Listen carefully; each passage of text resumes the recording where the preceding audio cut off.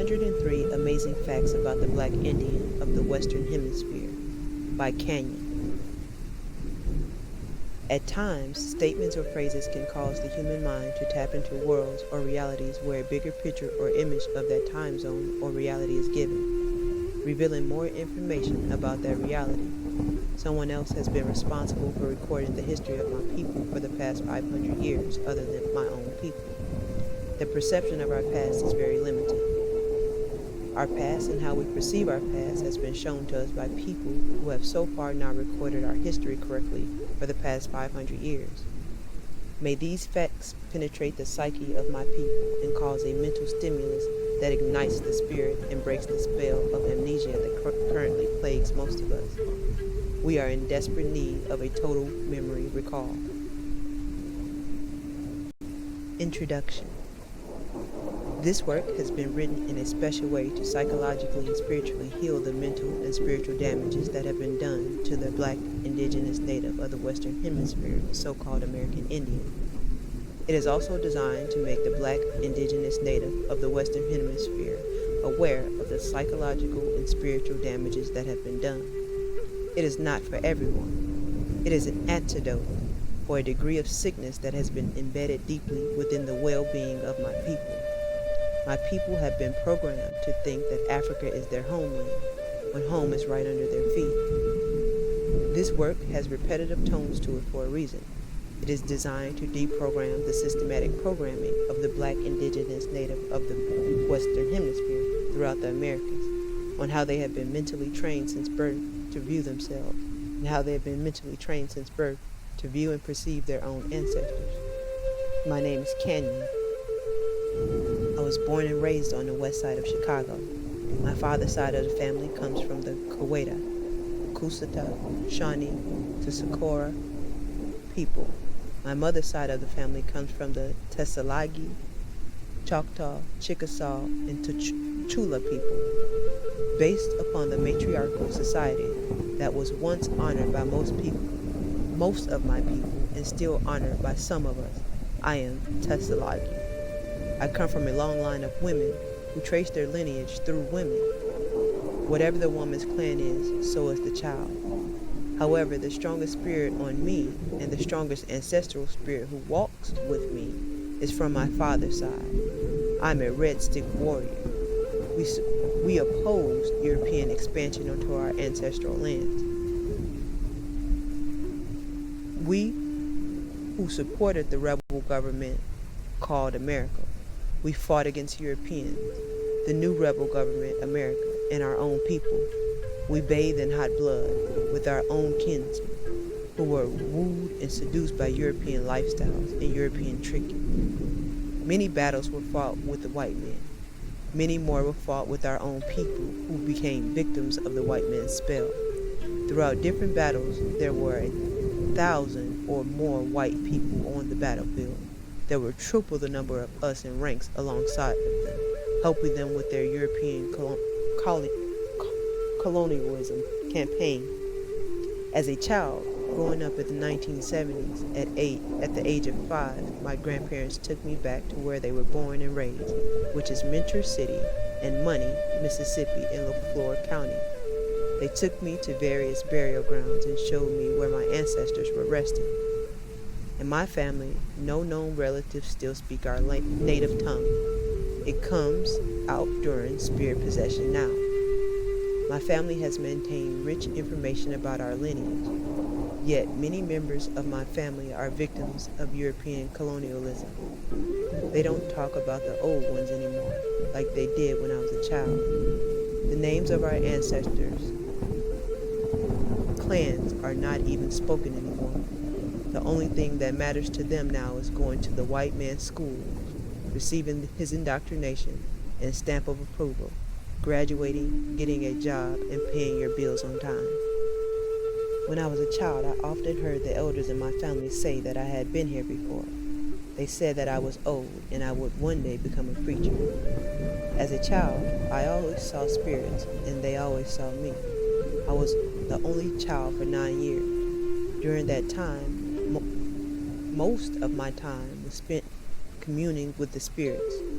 I loved the colonized God called Jesus as a child. I was so passionately drawn to his story. I read the Bible from front to end constantly.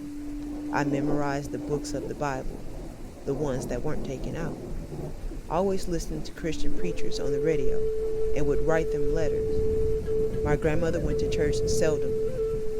On some Sundays, when I wasn't going to church with her, other Sundays I was honoring the Hindu god, Krishna, with my mother at the Hindu temple on the north side of Chicago.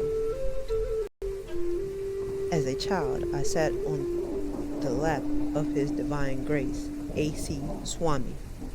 I did not know that one day this would be something very special. I remember as a child on the west side of Chicago, white people called my family niggers while riding by in their car.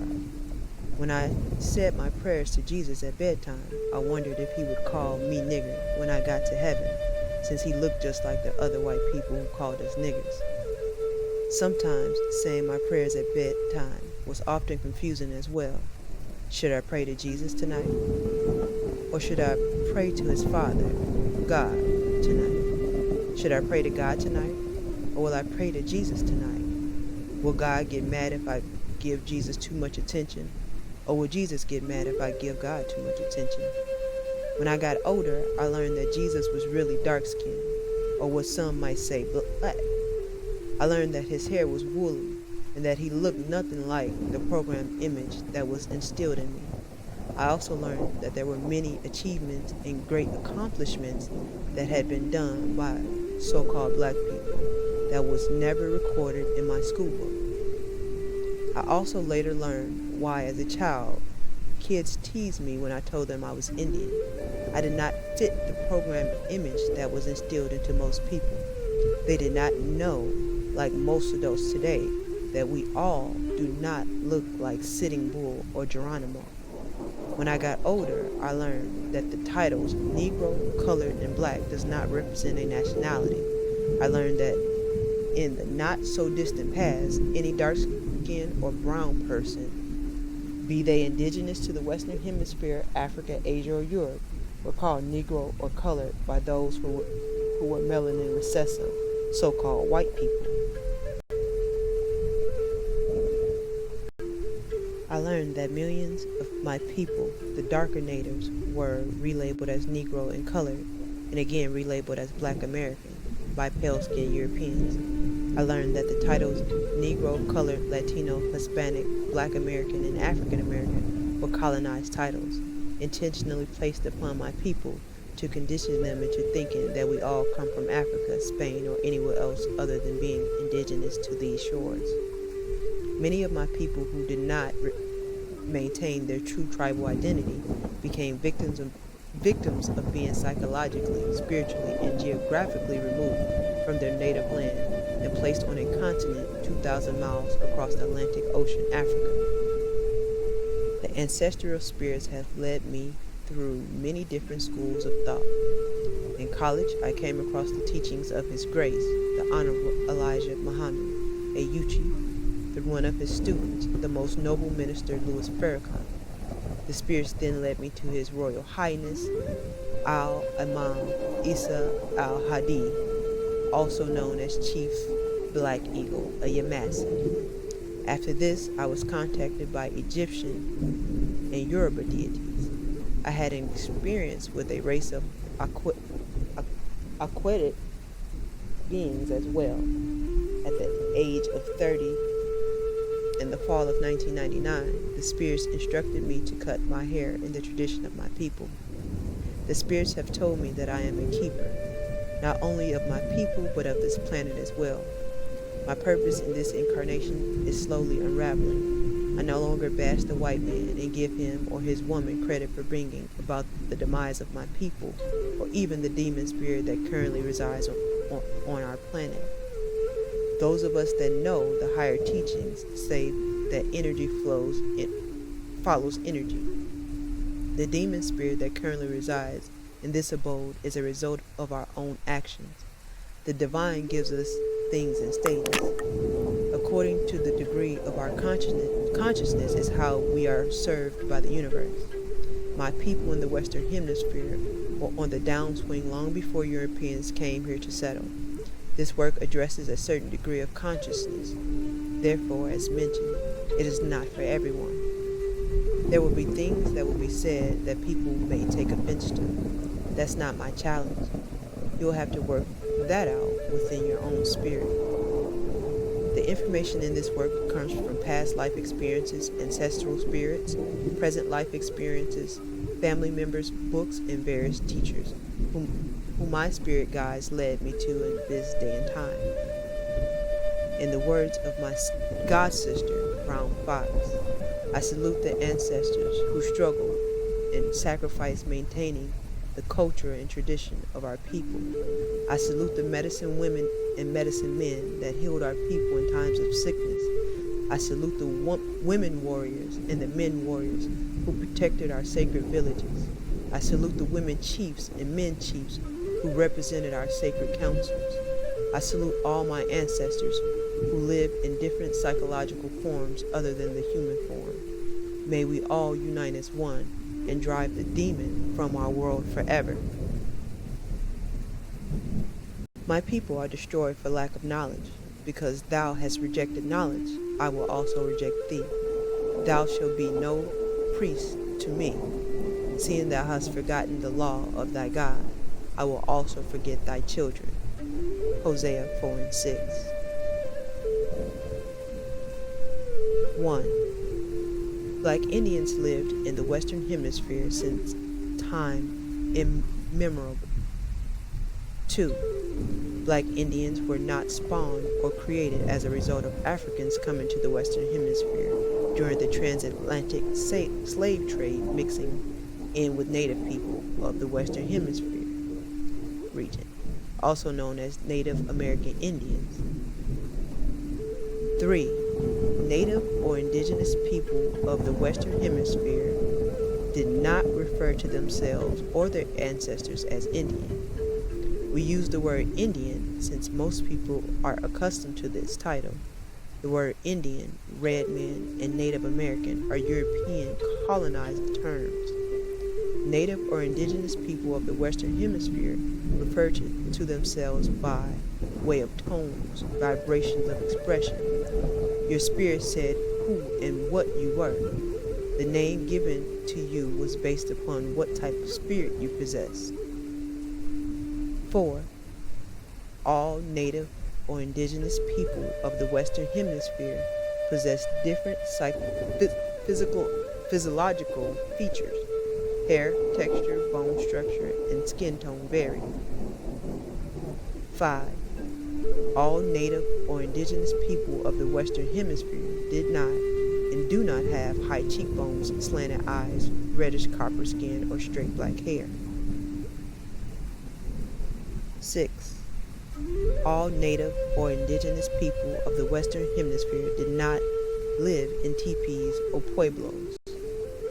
7. It is difficult for society to accept that Black Indian as being native or indigenous to the Western Hemisphere region because society has been brainwashed with fabricated fake images of indigenous people in the Western Hemisphere, aka Indians. 8. Most reservation Indians were carefully selected by the U.S. government to occupy reservations when reservations were being established.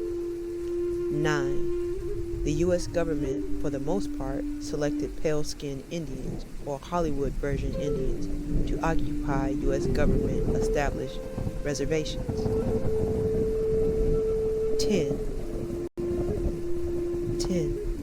The U.S. government selected a certain psychological type of native, aka Indian, to promote to the world as this is a real Indian, as well as this is how a real Indian looks. 11. The dark-skinned natives indigenous to the Western Hemisphere were reclassified during the 17 and 1800s as Negroes and colored. 12. Certain dark-skinned natives were allowed to settle on reservations with pale-skinned natives. Most were not. 13. Pale-skinned natives came about as a result of the original dark-skinned natives breeding with pale-skinned Europeans. A light-skinned native born from this union would again breed with a pale-skinned European. Thus, the progeny of this union will become more pale or genetically recessive. After centuries of this breeding process, eventually produced the pale-skinned native of the Western Hemisphere. The dark-skinned natives who did not mix their seed still endure. The U.S. government has reclassified most as Black Americans or African Americans. 14. Certain dark-skinned natives indigenous to the Western Hemisphere were given an ultimatum. Go to Oklahoma and be an Indian on the reservations, or stay where you're at and be reclassified as a Negro or colored. 15. Most dark-skinned natives indigenous to the Western Hemisphere who were reclassified as Negro or colored during the 17 and 1800s have found themselves in the 20th and 21st century again reclassified as Black Americans and African Americans. 16. Dark-skinned natives indigenous to the Western Hemisphere who embraced the Spanish culture during the colonial era, either by choice or by force, have found themselves engulfed or assimilated into Spanish culture and the Spanish language. Now most of them have lost the knowledge of themselves and their true identity.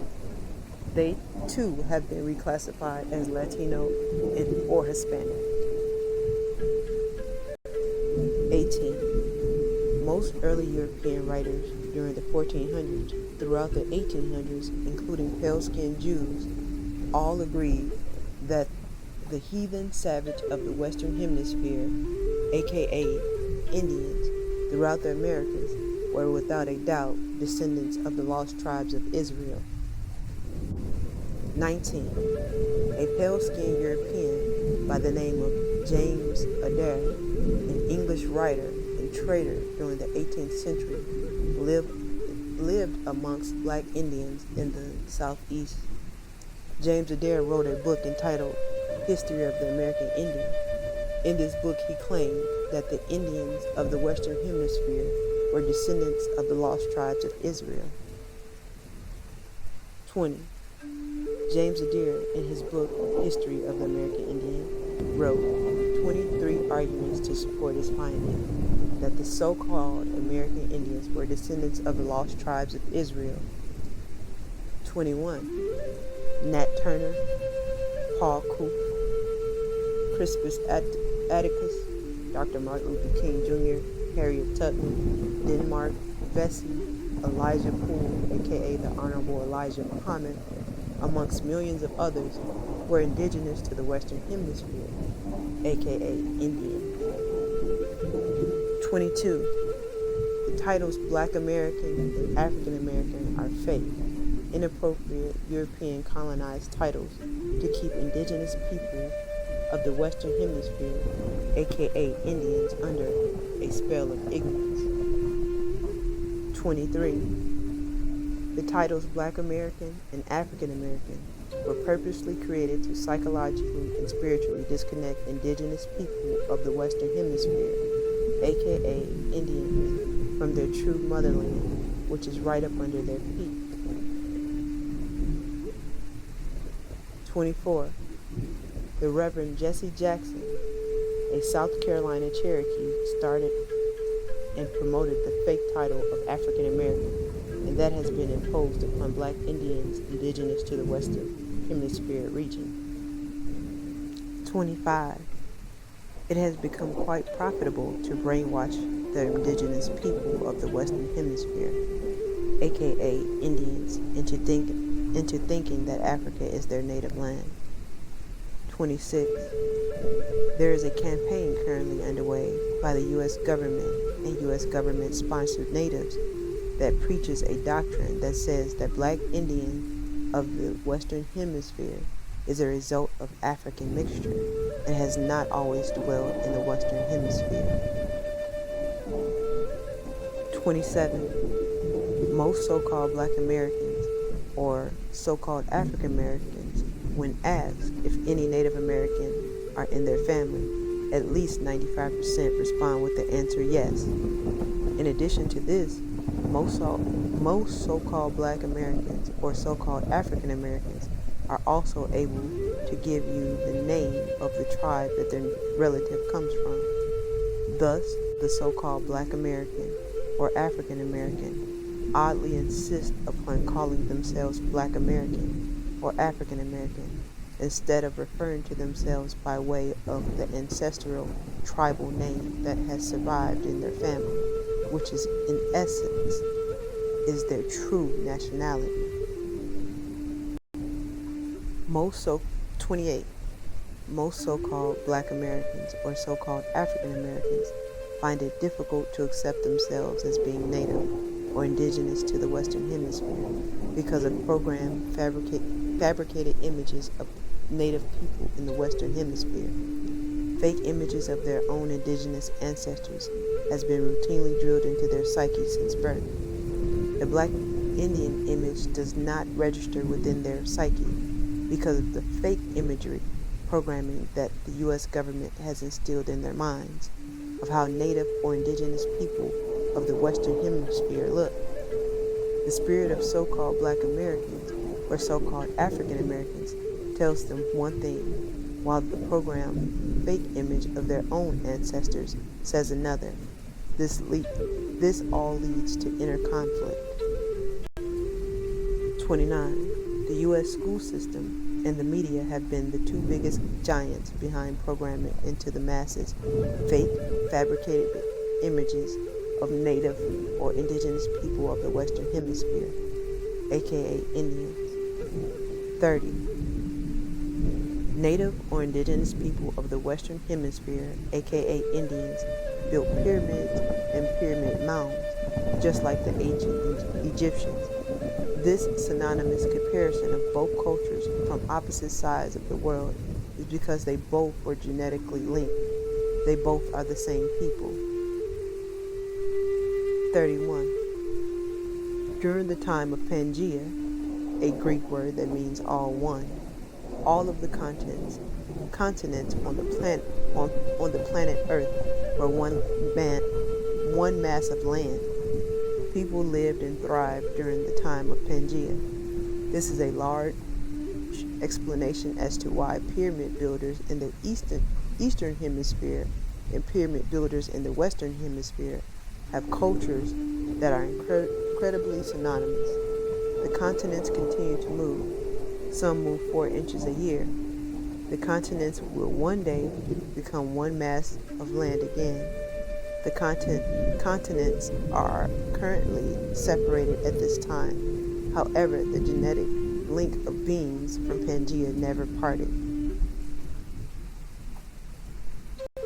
32. The term Moor was applied to dark-skinned, brown-skinned, and reddish-brown-skinned people who are not only indigenous to Europe, but to the West and North Africa. Even Black Indians of the Western Hemisphere were also dubbed with this title. 33. Indigenous Black Celtic, Indigenous Black Britons, Indigenous Black Portuguese, and Indigenous Black Spaniards, all also known as Moors, had a long time knowledge of indigenous people in the Western Hemisphere. These Moors were well informed of the different customs, traditions, and language of the natives of the Western Hemisphere. These dark-skinned Europeans, Moors, were used as buffers by pale-skinned Europeans to help colonize the New World. These indigenous Black Europeans, aka Moors, not only solicited the New World to pale-skinned Europeans, but also waged war on indigenous people of the Western Hemisphere, aka Indians. 34. Certain Black indigenous Europeans, aka Moors, that went under such titles as clergymen and European nobility shared a common consciousness with pale-skinned Europeans. That common consciousness being that the indigenous people of the Western Hemisphere, aka Indians, were untamed heathen savages. 35. Both dark-skinned and pale-skinned Europeans who were either Celtic, Briton, Gaelic, or what have you, who were fleeing religious persecution in Europe and were struggling to preserve ancient traditional customs dubbed pagan ways, upon arrival to the New World, ran to the bosom of black Indian nations indigenous to the Western Hemisphere soil, who still held on to and were participating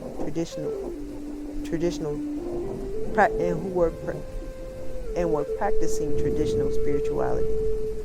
Both cultures were different. However, both were able to relate to each other's gods. Black Indian nations and different clans native to Europe both shared a common spirituality that centered around the forces of nature and the honoring of the ancestral spirits. 36. Certain Moors helped to navigate Christopher Columbus's voyage to the New World. He wasn't lost. He knew exactly where he was going simply because of who was on the boat with him. 37. The U.S. constitutional government is a plagiarized copy of a black Indian governmental system in Iroquois Nation. 38. The founding fathers did not find anything. They went to black Indians, the Iroquois Nation, seeking assistance to break away from their chief back in England, King George III. The Iroquois Nation taught them their system of government. The only part that the so-called founding fathers left out was the matriarchy. Black Indian women ruled the Iroquois Nation. 39. Most black Indians of the Western Hemisphere found themselves seduced by European lifestyles, customs, and traditions. 40. When the American Revolutionary War broke out, black Indians found themselves fighting against their own kinsmen. Some black Indian nations sided with the British, while other black Indian nations sided with the colonial rebels, aka America. 41. After black Indian nations helped to set up the colonial government, America, and in addition to help to sponsor military support for the new colonial government, black Indian nations continued to fight and war amongst themselves as they did before and after Europeans set foot upon Western Hemisphere shores. 42. Black Indians were not conquered by Europeans or the so-called white man. Black Indians had a rich history of inter-tribal warfare amongst each other that continued before and after European arrival. The inter-tribal warfare that existed amongst black Indians in the Western Hemisphere was so great that it left them in a state of impotency, with impotency setting in after years and years of clan warfare. In addition to the attraction of European trinkets, customs, and traditions, and the worshiping of the God named Jesus, all assisted in paving the way for European occupancy of black Indian lands, their spirits, and their minds. 43. After the colonial government was established, America, black Indian nations continued to aid the new colonial government with military assistance on other black Indian nations that fought against European expansion and the taking of their ancestral land.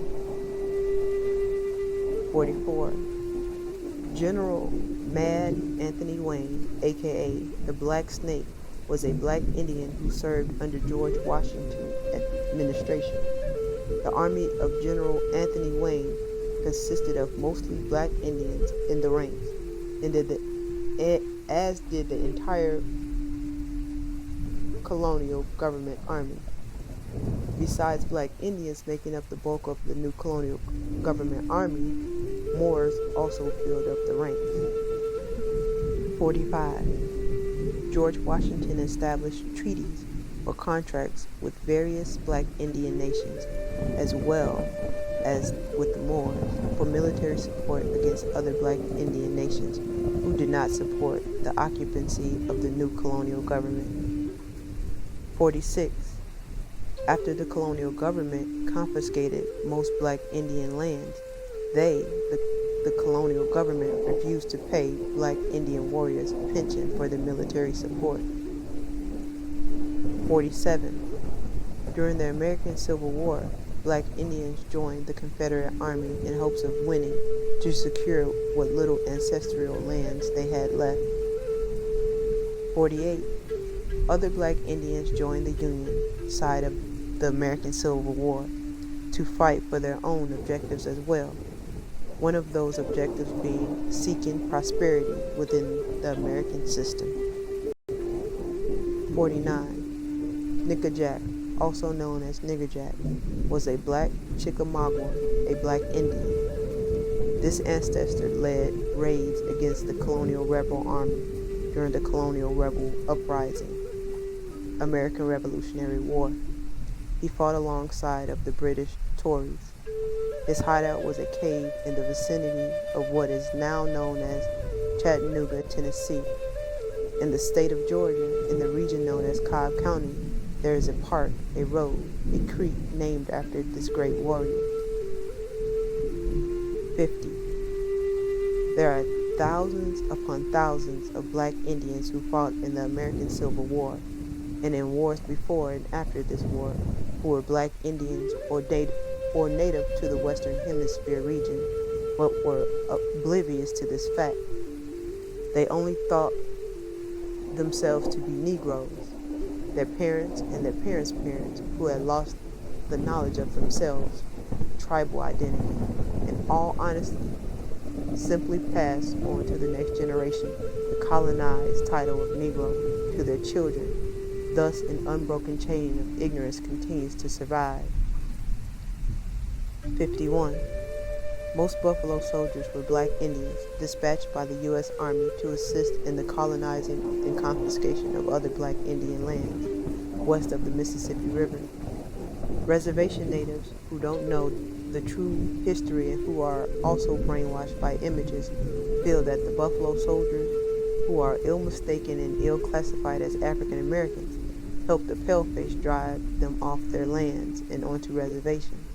This last aspect of things, however, is true. In addition to this, one must keep in mind that most reservation natives are hybrid descendants of their true indigenous seed. 52. Many black Indians who fought in the American Civil War, either on the Confederate side of the Union or the Union side, were not acknowledged as being indigenous or native. They were acknowledged as being Negroes. 53. Most of the Navajo code talkers who were used to assist in the U.S. government in World War II were blue-black Indians. The photo and film footage of the black Navajo who participated in this war were carved out of history. 54. The term Negro and colored was not only applied to black Indians to psychologically and spiritually remove them from their lands. These colonized titles were also applied to black Indians who were incorporated into the slave market. Black Indians did not have, 55. Black Indians did slave raids on each other before and after European arrival. 56. Black Indians owned other black Indians as slaves. These slaves were also classified as Negroes. 57. European writers took advantage of number 56 fact above to say that Indians owned slaves. Fake European images of so-called Indians were promoted, showing so-called Indians owning slaves. Art paintings were displayed showing distorted images of natives in the Western Hemisphere, owning dark-skinned people as slaves, who in most cases were also native. The fake image of indigenous people in the Western Hemisphere, which usually displays them as having pale skin, shows them owning slaves whose skin is also depicted as being dark. Pale-skinned Europeans helped to create a consciousness which subliminally says that slaves and Negroes are synonymous. When most people hear or read about a slave, simultaneously the image of a dark-skinned person appears in their mind. By showing fake pale-skinned natives owning dark-skinned people helped to create the illusion that so-called Indians and Negroes are two separate races, when in essence they're the same people. 58. The U.S. government and U.S. government-sponsored natives are preaching a doctrine that says that so-called black people became Indian or Native people as a result of acquiring citizenship with different indigenous nations here on Western soil, as to say that no dark-skinned people lived in the Western Hemisphere up until the transatlantic African slave trade. This tactic is exercised in attempts to discredit indigenous black Indians from claiming their true homeland, and subliminally supports the ridiculous notion that every dark-skinned person that is interpreted as black is from Africa. 59. Queen Latifah, the rapper and actress, is a black Indian. 60. Most black Indians today refuse to accept that they're indigenous because they have fallen victim to the spell of fake images. If their hair isn't straight or curly, their cheekbones not high, neither their eyes slanting or their skin light or reddish hue, they just simply decide that they're black from Africa. 61. Most black Indians of the Western Hemisphere who are falsely labeled as African Americans and Black Americans fought for their civil rights during the 1940s through the 1960s. They were not known as Black Indians or being indigenous. Some knew, others didn't. They went under the cloaking title of Negro. Negro Civil Rights Movement, aka Black Indian Civil Rights Movement. 62. Most interstate highways and roads in what is now known as the United States of America used to be at one time Black Indian trail and pathways that led to other Black Indian towns and Black Indian cities. The paths were widened and laced with concrete and renamed as interstate highways by the Pale One. 63. Most cities and towns today in what is now known as the United States of America sit on top of ancient Black Indian cities and towns that were there first. 64. In most cities and towns in what is now known as the United States of America, there remains hundreds of thousands of Black Indians buried under the concrete as a result of casualties of war. 65. St. Louis, Missouri used to be a Black Indian city called Cahokia. Cahokia at one time was the largest city north of Mexico and at one time one of the largest cities in the world, outranking most cities in Europe. 66. Black Indians did not only use paths and trails as a means of transportation on the surface, but also used the underground cave tunnel system. The Black Indians revealed 67. Black Indians revealed, taught, and navigated Europeans through the underground cave tunnel system. 68. Games such as basketball, soccer, and lacrosse originated from Black Indians in the Western Hemisphere. 69. Black Indians played dice games just as they continue to do on most inner city corners in what is now known as the United States of America. 70. The boxer Muhammad Ali, aka Cassius Clay, is a Black Indian. 71. Black Indians did not always kill each other in war. War was used to be carried out by playing games. 72. During the 16th through the 19th century, Black Indians migrated from their ancestral land in what is now known as North America to much more older ancestral lands in the Mexican, Central, and South American regions. This exodus was a result of both pale-skinned and dark-skinned European invasion.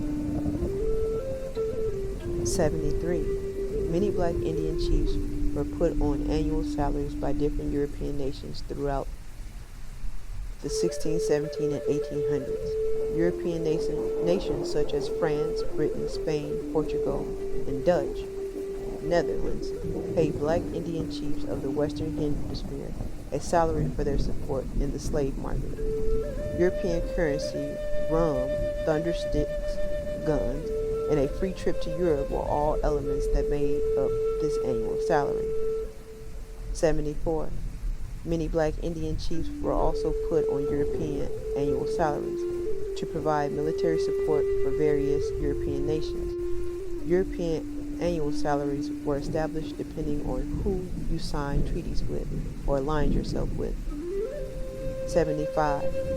Many black Indian warriors, both females and males, became hired pirates for various European nations during the 15th through the 18th centuries, known as warriors on water or thugs on water. These black Indian warriors were paid salaries to harass, rob, and shake down cargo ships for various European nations, depending on who they contracted with. This, of course, also depended on which European nation their nation formed treaties with. 76. Some black Indian warriors did not honor their nation alliance with European powers and left their own nation and became freelance privateers. They decided to work on or contract for whomever. Some even privateered for themselves. 77. Many black Indians went to Europe to receive pale-skin education. 78. Many black Indians did not only attend pale-skin colleges and universities, but also enrolled into pale-skin military schools, where they learned pale-skin warfare and taught pale-skins their own method of warfare. 79. Many black Indians who became thoroughly indoctrinated into pale-skin education and pale-skin religion came back to their homeland and helped pale-skins colonize their own people. 80. Many black Indians who became thoroughly indoctrinated into European lifestyle took on European names and European titles such as military officers, clergymen, interpreters, or just plain businessmen. 81. Many black Indians who became indoctrinated into European lifestyles, in fact, moved to different European countries such as Spain, England, France, and Portugal, denounced their own nationality, and became citizens of these European countries. 82. Many black Indians who left their homeland throughout the 15th through the 19th centuries and migrated to various European countries, their progeny are still there to this day. Some of them have maintained the information of their true roots of origin, while others have become lost in the sauce. 83. Depending upon which European nations black Indians had intercourse with or formed treaties with, also depended upon how their identity was eventually altered. Black Indian nations who had intercourse with Spain eventually became known by the colonized titles of Latino and Hispanic. Black Indians who had intercourse with the French became known by the colonized titles of Creole, Black French, and Haitian. Black Indians who had intercourse with British became known by the colonized titles of Negro and Colored. Black Indians who became victims of British subjugation are still going through colonized title change. For the moment, they are presently known as Black Americans and African Americans. 84. Most Black Indian nations honored matriarchal societies. 85. Most Black Indian chiefs were women. 86. Black Asians from various dynastics, Chao, Shang, and many others, migrated from Asia thousands of years ago to the regions now known as North, South, and Central America. These black Asians mixed in with the black natives who were already occupying these lands. This explains why some natives or indigenous people of the Western Hemisphere, aka Indians, have high cheekbones and slanted eyes. This type of image of the native of the Western Hemisphere has been widely promoted. Other natives who do not possess these features were carved out of history. To promote how other natives look would not have been a balancing move for the colonizer. 87. Black Indians lived and thrived in the Western Hemisphere during the time of the Ice Age. They occupied the regions of what is now known as Southern North America, Mexico, Central and South America, down by the equator, where it's hot and warm. 88. Huge monolith stone. Huge monolith stone heads have been unearthed in Mexico's region. This ancient culture has come to be known as the Olmec people. Past and present archaeologists and anthropologists both agree that the Olmec represents not only one of the oldest cultures found in the Western Hemisphere, but also agree that the Olmec represents the mother culture of the Aztec, Inca, and Mayan civilization. Some people teach 89. Some people teach that the Olmec migrated from the Nile Valley region in East Africa to the Western Hemisphere. If this is true, they were only received by black natives who were already residing here. 90. Many black Indians who became indoctrinated into European lifestyles joined European orchestrated fraternities and secret societies such as the Order of Freemasonry. 91. The black Indian Joseph Bryan of the Iroquois Nation became a Freemason. 92. There were some black Indian nations of the Western Hemisphere region who had known blood ties to various clans in Africa. 93. Many black Indians navigated the ocean and did not live in isolated communities as taught by the paleface in their school system.